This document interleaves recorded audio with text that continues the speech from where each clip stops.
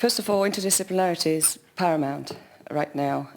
This is where the most interesting scenarios lie. I can give you an example of what has happened just recently with neuroscience in conjunction with our sector. We supported a project that combined interfacing with the creative industries, feedback through sound, gesture and neurofeedback.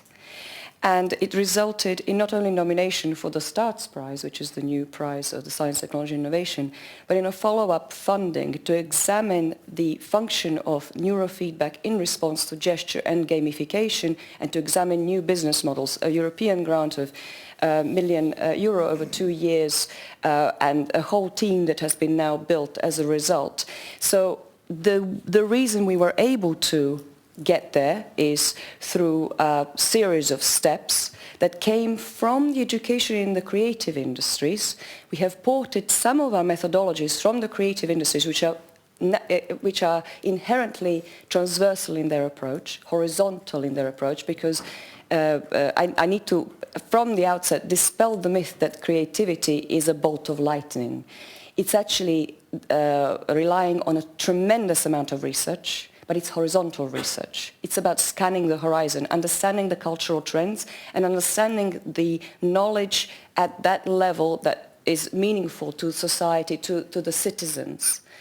So as a result of that, we applied this horizontal approach to working with people from various sectors of the industry, and we put creativity at the center as neutral ground and invited people from various backgrounds, so fantastic experts from artificial intelligence and neuroscience, as well as data experts, as well as musicians, as well as artists who have a very different point of view, and exploded the view for all these people to have a new perspective on the challenge. And the challenges we set were inevitably to do with accessibility, with communication, with issues which are fundamental. And what we found was that knowledge transfer was phenomenal. I can give you our statistics are between seeding an idea, a novel idea, to doing a patent search was 4 months.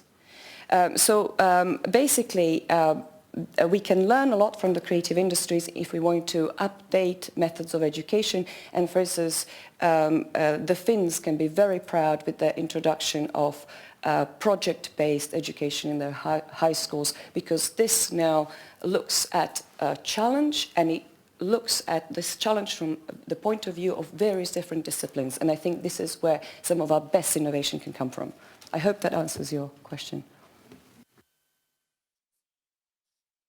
You all more or less already presented a few of the values that are the building blocks of what you have done in the last few years with the various platforms you have been inventing, and maybe the platforms themselves and the communities around those platforms are a new area for pragmatic downstream education on those new disciplines you mentioned. But could you just tell us how you landed on this fascinating adventure?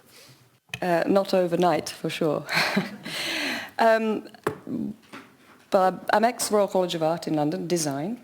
In fact, working with luxury brands, a great part of my life, also with media and also with large corporations. You mentioned Nike, Apple, Nokia. We founded Stromatolite. Very briefly, I don't want to give you a lecture about stromatolites, but it's one of the oldest living things on the planet, but it was the first one to inject the atmosphere with oxygen. But over a very, very long period of time, it created colonies and injected more and more oxygen, and it enabled other forms of life. So we certainly didn't want to play God when we called ourselves that at the time, but we wanted to inject the atmosphere with a few ideas and see which ones catch on. That was the motivation. And this was back in 2000, so we founded it as a partnership, and then later on it became a limited company. Basically, my co-founder moved to Apple in January 2006 to join Jonathan and I on the design of the first iPhone, and he's still there. So half of my company has migrated. Well, I was consulted to iTunes and Peter Gabriel's music companies at the time, and I was really, and previously had been involved in the globalization of the Financial Times brand. And I was very aware of the big data problem already in the 90s, I was dealing with huge amounts of data, and I looked at how could we design intelligent systems to deal with this amount of data for efficiency and for quality. And for that reason, I actually decided to tackle, particularly from the music industry point of view, which was nosediving at that moment, but it was very easy to access all of the files and all of the data, and I found that this was a really good test ground to explore some of these ideas. And I was lucky enough to be invited by the University of London on a big project which was strictly populated by engineers, and I was the only designer and interloper at that time. Ended up co-authoring the program of creative computing, and ended up being headhunted by the European Commission, weirdly enough, and redirecting the field of music technology to open it to the creative industries, to open it to cultural questions and societal challenges, mainly because I felt that I had observed from working with industry and with academia and with scientists and with artists, I'm a coder, I actually observed that the various different pools of knowledge were very compatible, and we were missing a trick if we weren't to unite them.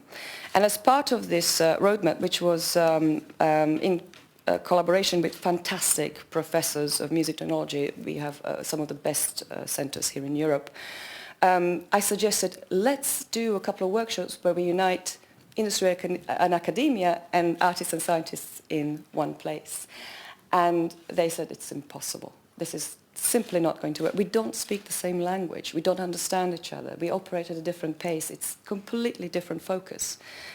And I knew from experience and from working in education, as it so happens, that when we bring people into a space of common understanding, we need to give them neutral ground, and it's usually best done around creativity. And music was a fantastic social glue for this purpose. It attracted people from all sorts of backgrounds. If I tell a hardcore scientist, come to an art event, they might frown.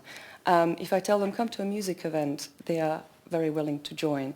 And it simply exploded. I mean, we've been now running, we have a community, this was 2012. It was focusing on physical internet, so physical interaction, physical space, so applied knowledge. The knowledge transfer was phenomenal. We now have over 5,000 innovators in our community. It's a global community. We've been hosted by 10 global organizations all over the world, and basically run endless test beds and created a whole series of guidelines for it. Thank you. I just had one more question to you at this stage, referring to a few statements made this morning by Commissioner Binkowska, by Markku Markkula, about the importance of the startup and scale-up phenomenon in the innovation development. Are your platforms also driven to provide a base camp for starting up and scaling up and spinning out? So could you elaborate? And this wasn't because there's a trend to do so at the moment with the incubators. It was because we observed there were fantastic projects coming out. There were collaborations that were really not based on let's just have a discussion, let's exchange business cards. There were collaborations based in people appreciating each other's knowledge, and there would be innovative young people who would start being friends on Facebook with engineers from large corporations and start discussing how they could go forward. And we felt this space really needed support. But in order to do it well, I felt we needed a series of measures to begin with. So first thing we needed to do was give them really good tools. And fortunately, we had access to fantastic big data from these music tech centers, and also insisted on creating some new user interfaces in the tangible space. And so basically we set out to create interfaces, APIs, application programming interfaces, graphic user interfaces, and tangible user interfaces. Our tangible user interface ended up being so popular. This is the Riot board. It's a micro board with low latency for gesture-driven, sound-driven interaction with Wi-Fi connectivity. It ended up being so popular, we hit 5 million on social media. It was absolutely incredible, and we have a large world distributor wanting to now scale it up. But by giving this kind of completely, this tool with completely new affordances to young developers, they were able to come up with completely new ideas. And bearing in mind, but they were all from very different sectors. We also rewrote the consortium agreement to include a layer of innovation IP. So we had background IP, research IP and innovation IP. We knew exactly in this open innovation environment where something stopped and something started. So when someone registered a new idea, they were able to go and file for patenting immediately, and this is how we were able to achieve that fast track to innovation. The other thing we did is we encouraged market adoption readiness levels, which is our reworking. In fact, I was part of the Connect Advisory Forum, and I suggested that to my colleagues there, and it really resonated with all my industry colleagues. Basically, our technology readiness levels are based on an old NASA paradigm. I think we're all aware of the slight limitations of this, this one linear system. But with market adoption readiness levels, we felt that what we needed to do is look at how quickly could an application be adopted, what are the levels of risk, how many early adopters can we get, and what is the potential data yield? Because that's a good indication for the investors, because they may then be able to invest at early stages, because they can see that there is a great deal of value already being generated at early stages. And this is also how we were driving things to go faster. Wait a minute, Michela, wait a minute. Keep some ammunition for later. You're too fast and too dense, but thank you very much. We'll come back on... It has been recorded, but even the technology of recordings might not follow your speed and your density. So thank you, but we'll come back on a few items you raised.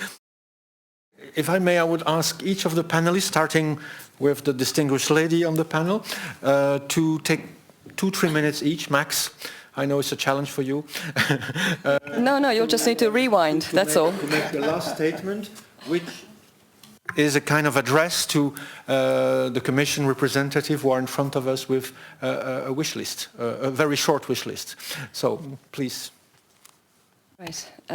Well, I will do my best. I see a very common thread. We're all very concerned about education, and if we start from the point of view that advancement in knowledge is also directly related to our advancement in economy and advancement in society, then what we can use creativity and creative thinking for is for new methods for knowledge exchange, and in our case we have found that this works beautifully. Knowledge transfer, as I say, it's been incredibly rapid when we construct these environments where people can meet on common ground.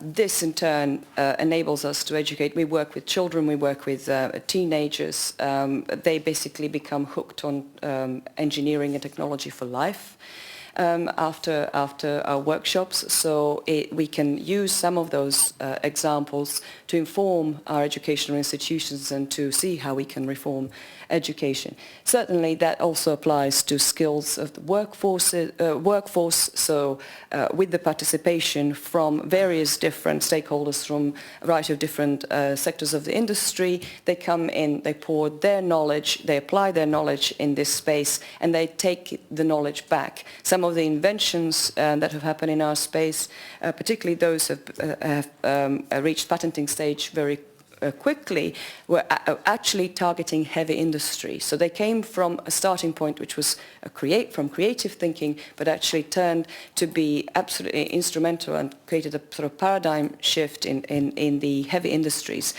One thing that I really need to add to this, which I think might join up some of the questions as well, is that we are creating vocabularies, and knowledge transfer happens through creating new types of vocabularies.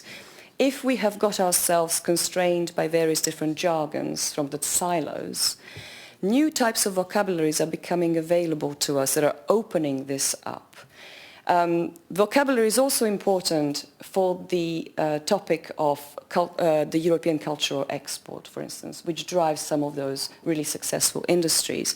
So, for instance, one of the reasons why the luxury goods market from Europe has been so successful because it has found a vocabulary that resonates with wide populations and really works on reinventing, of adding terms to it and reinventing this vocabulary. And then it becomes a discourse. When someone starts to follow, for instance, fashion, they become very fluent in it and they wish to go to the next stage. They wish to add to this discourse. It's very much about communication, so it is related to the way that we transfer knowledge. So I think in this sense, what we are now facing in our current paradigm shift, we should really take a leaf from this book, because in our current paradigm shift with the physical internet, what we are facing is completely new methods in which we can generate vocabularies. And these now involve gesture, signaling, direct demonstrations.